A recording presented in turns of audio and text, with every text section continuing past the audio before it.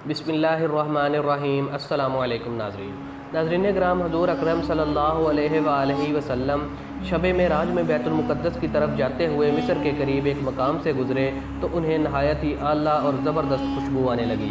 आप सल्लल्लाहु अलैहि वसल्लम ने हज़रत जिब्राईल अलैहिस्सलाम से पूछा कि ये खुशबू कैसी है।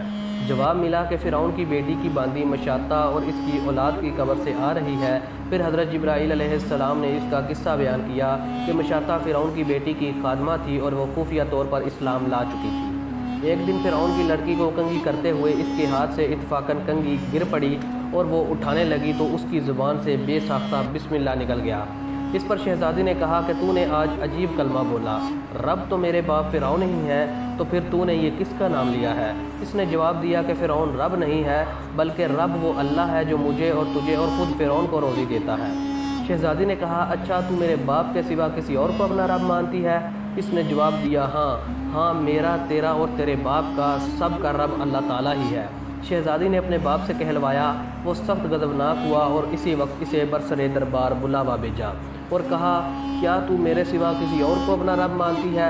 मशाता ने कहा कि मेरा और तेरा रब अल्लाह ताला ही है जो बुलंद और बुज़ुर्गी वाला है।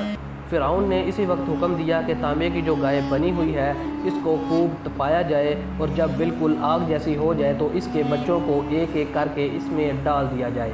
आखिर में खुद इसे भी इसी में डाल दिया जाए। चनाचा वो कर्म की गई। जब आग जैसी हो गई तो हुक्म दिया गया कि इसके बच्चों को एक एक करके इसमें डालना शुरू करो। इसने कहा, बादशाह एक दरख्वास्त मेरी मंजूर कर ले, वो ये कि मेरी और मेरे इन बच्चों की हड्डियाँ एक ही जगह डाल देना। फ़िरौन ने कहा, अच्छा तेरे कुछ हकूक़ हमारे ज़िम्मे हैं, इसलिए ये मुझे मंजूर है।